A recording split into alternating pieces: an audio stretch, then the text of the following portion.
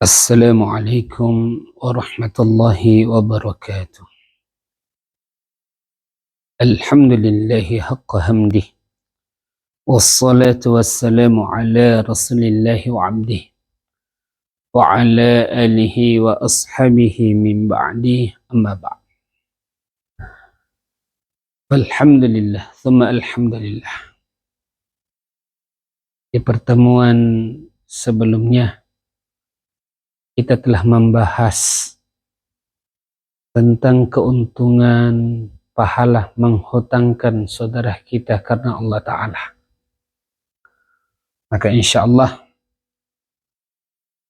di kesempatan ini kita akan belajar tentang adab-adab berhutang, sehingga dalam masalah hutang piutang kita melaksanakannya sesuai dengan syariat, dengan sunnah Nabi Muhammad sallallahu alaihi wasallam.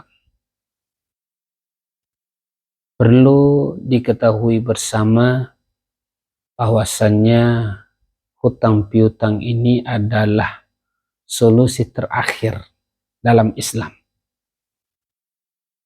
Ketika kita memerlukan satu kebutuhan yang begitu mendadak atau begitu diperlukan, maka ketika itulah Islam memberikan solusi untuk berhutang kepada saudara muslim kita.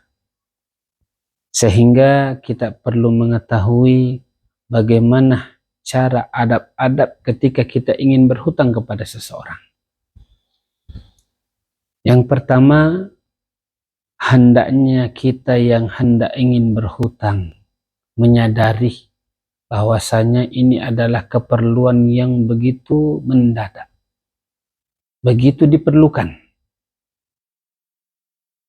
Karena ketika kita berhutang bukan pada tempatnya, maka akan mendatangkan kegalauan, pemikiran yang begitu luar biasa menyita pemikiran kita. Sampai-sampai dalam riwayat Imam Ahmad dan Imam Hakim dengan sanad yang sahih, Rasulullah sallallahu alaihi wasallam mewanti-wanti hal tersebut, sehingga beliau bersabda, la tukhifu anfusakum ba'da amaniha. Janganlah kalian menyusahkan diri kalian setelah kalian merasa tenang, nyaman dalam kehidupan. Qalu, para sahabat berkata, wa ma dzaka ya Rasulullah? Apakah itu ya Rasulullah yang bisa menyebabkan kami menderita, susah setelah merasa enak? Maka Rasulullah sallallahu alaihi wasallam bersabda, ad-dainu, hutang piutang. Jadi hutang ini bisa membuat kita ini bingung, susah ketika kita menempatkannya bukan pada tempatnya. Ini yang pertama. Karena memang banyak kita temukan, banyak saudara muslim kita, kalau kita lihat dari segi kehidupan sudah layak sekali, bahkan lebih dari cukup, tapi begitu banyak keluhan dari mereka. Kenapa? Karena mereka ingin hidup sesuai dengan keinginan, bukan sesuai dengan keperluan. Makanya para ulama kita mengatakan, ketika kita meyakini rezeki dari Allah, maka semua kehidupan kita akan terasa cukup, tidak akan ada yang kurang. Kenapa? Karena memang rezeki yang Allah berikan kepada hambanya ada dua versi saja. Sebagaimana yang Allah Ta'ala firmankan dalam Al-Quran, Qul inna rabbi yabsutur rizqa liman yasha'u min ibadihi wa yaqdiru lah. Ila akhir ayat. Katakan wahai Muhammad, Qul inna rabbi yabsutur rizqa liman yasha'u min ibadihi. Sesungguhnya Tuhanku melapangkan rezeki bagi siapa yang dikehendakinya. Wa yaqdiru lah. dan Allah memberikan kadar rezeki kepada yang dikehendakinya. Sehingga para ulama mengatakan rezeki itu hanya ada dua macam. Yang pertama rezeki ya besut. Apa itu ya besut? Yakni Allah hamparkan, Allah lebihkan rezeki kita dari keperluan yang ada. Kalau bahasanya agniya, orang kaya. Kemudian rezeki yang kedua yakdir. Apa itu yakdir? Pas-pas. Tidak lebih dan tidak kurang. Maka minimal rezeki yang Allah berikan kepada kita pas dengan kebutuhan kita. Tidak mungkin kurang. Tapi mohon maaf, kenapa sekarang banyak orang mengeluh, aduh rezekinya rasanya tidak cukup. Bukan dari Allah yang tidak cukup, tapi Anda yang tidak mencukupkan. Gaji 3 juta per bulan, ingin beli mobil, nyicil. Sehingga apa? Gaji yang tadinya 3 juta cukup untuk sebulan, tapi karena cicilan yang begitu besar, 2,5 juta, sehingga yang bisa dimakan hanya 500 setiap bulannya. Inilah yang menyebabkan rezeki kita kurang. Ekonomi lemah, selera tinggi. Maka adab-adab berhutang yang pertama, mesti kita menyadari bahwa benar-benar kita sangat membutuhkan. Bukan untuk memenuhi keinginan saja. Yang kedua, hendaknya ketika kita ingin berhutang, ada niat untuk membayar hutang tersebut. Karena ketika kita berhutang, kita bersungguh-sungguh untuk membayarnya, maka di sini ada pahala tersendiri. Bahkan dalam kitab ini disebutkan dalam jilid 3 halaman 45, diriwayatkan oleh Imam Ahmad dengan sanad yang hasan, Nabi sallallahu alaihi wasallam bersabda, "Man hamala min ummati dainan, thumma jahada fi qada'ihi, thumma mata qabla an yaqdiyahu, fa ana waliyuhu." Barang siapa di kalangan umatku yang menanggung hutang, kemudian dia bersungguh-sungguh untuk membayarnya, lalu dia meninggal sebelum sempat membayarnya, maka Rasulullah bersabda, "Ana waliyuhu." Saya sendiri yang akan menjadi walinya, artinya yang akan membayar hutangnya. Bahkan dalam riwayat yang lain, dan ini pun diriwayatkan oleh Imam An-Nasai dan Imam Ibnu Hibban dengan sanad yang sahih. Nabi sallallahu alaihi wasallam bersabda, "Ma min ahadin yudanu dainan ya'lamullah annahu yuridu qada'ahu illa addahu Allahu anhu fid dunya." Tidaklah seseorang yang berhutang suatu utang dan Allah tahu bahwa orang ini benar-benar ingin membayarnya, kecuali pasti Allah Ta'ala akan membantu orang tersebut untuk menunaikan hutangnya di dunia ini. Luar biasa. Ketika kita berhutang dengan niat membayar, maka insya Allah Allah mudahkan hutang tersebut untuk dibayar.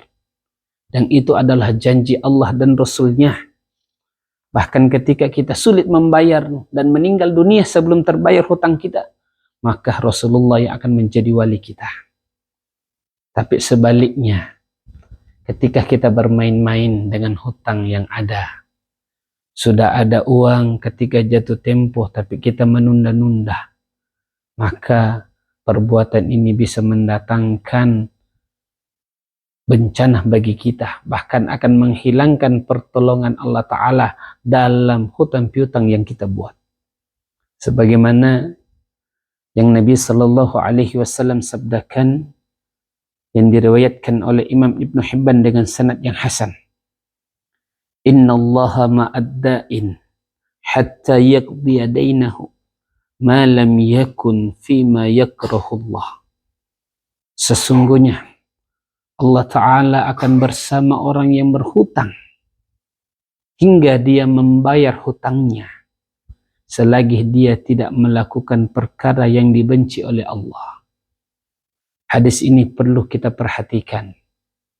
Jangan sampai ketika kita berhutang, sudah ada uang yang kita pegang, tempo pun sudah ada, sudah waktunya tiba untuk dibayar, tapi kita menunda-nunda, nanti saja, karena perbuatan ini bisa menghilangkan bantuan Allah Ta'ala dalam kehidupan kita.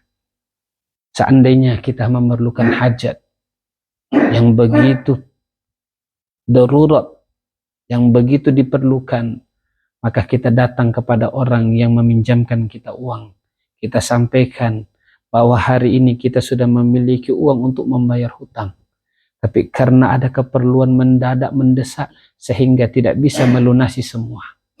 Maka ketika orang yang menghutangkan kita, dia ridho, maka ketika itu kita melakukan suatu amal kebaikan, kita mendatangkan pertolongan Allah Ta'ala dalam kehidupan kita. Kemudian selanjutnya yang ketiga, termasuk yang disunnahkan ketika kita hendak ingin berhutang, bahkan ketika kita hendak ingin membayar hutang kita, maka disunnahkan untuk melebihkan dari pinjaman yang telah kita pinjam. Jadi ketika kita ingin mengembalikan uang pinjaman, maka disunnahkan untuk dilebihkan. Sebagaimana sabda Nabi Sallallahu Alaihi Wasallam yang diriwayatkan oleh Imam Muslim, Inna khiyarakum ahsanukum qadaan. Sebaik-baik kalian adalah ketika membayar hutang dia lebihkan. Jadi ketika kita memiliki hutang, maka ketika hendak ingin dibayar, maka lebihkanlah. Sebagaimana amal perbuatan Nabi Sallallahu Alaihi Wasallam yang diriwayatkan oleh Imam Muslim dari Jabir radhiyallahu anhu, dia berkata, wa kana li alaihi sallallahu alaihi wasallam dain faqadani fazadani. Nabi Sallallahu Alaihi Wasallam memiliki hutang kepada saya, dan ketika hendak ingin membayarnya, maka beliau melebihkan bayaran tersebut. Ini adalah sunnah dalam mengembalikan uang orang yang menghutangkan kita. Hadirin dan dimuliakan Allah Subhanahu wa Ta'ala. Kemudian bagi orang yang berhutang, hendaknya dia memperhatikan hutangnya. Jangan sampai ada keinginan dalam hati tidak ingin membayar, karena ini merupakan dosa besar, bahkan dosa yang dapat menghalangi kita untuk masuk syurga. Sehingga dalam riwayat Imam Hakim dengan sanad yang sahih, Nabi Sallallahu Alaihi Wasallam bersabda, Inna sahibakum hubisa ala babil jannah bidainin kana alaih. Ini ada seorang sahabatmu sekarang sudah berada di depan pintu syurga, tapi dia tidak bisa memasuki syurga. Karena kenapa? Ada hutang yang belum terbayar. In syi'tum fafduh. Kalau kalian ingin saudaramu tersebut masuk ke dalam syurga, maka bayarlah hutangnya. Wa in syi'tum fa aslimu ila adzabillah. Tapi kalau kalian mau tidak membayarkan hutang saudaramu, maka dia akan disiksa di azabnya Allah Ta'ala. Oleh karena itu hadirin yang mulia, hendaknya ketika kita berhutang, hendaknya ada keinginan untuk membayarnya dalam hati. Jangan sampai terlintas dalam pikiran kita tidak ingin membayar hutang tersebut, karena ini dapat menghalangi kita untuk memasuki syurganya Allah Subhanahu wa Ta'ala. Bahkan dalam beberapa riwayat yang sahih, orang yang tidak membayar hutangnya bukan hanya terhalang untuk masuk syurga, bahkan dalam riwayat yang sahih, qudiya min hasanatihi, maka amal-amal kebaikannya di akhirat nanti akan diambil, sampai-sampai pahalanya habis. Ketika pahalanya habis diambil oleh orang, maka masih ada hutang yang tersisa, maka dosa orang tersebut diambilnya. Bahkan bukan hanya itu, laqiyallahu sariqan, dalam riwayat yang sahih, orang yang tidak membayar hutang, tidak ada keniatan membayar hutangnya, maka dia akan bertemu Allah Ta'ala dalam keadaan dianggap bahwa dia adalah seorang pencuri. Mudah-mudahan pencerahan yang singkat ini dapat menambah wawasan kita, amal kebaikan kita kepada Allah Ta'ala. Mudah-mudahan bermanfaat. Hadza minni wa afa minkum. Assalamualaikum warahmatullahi wabarakatuh.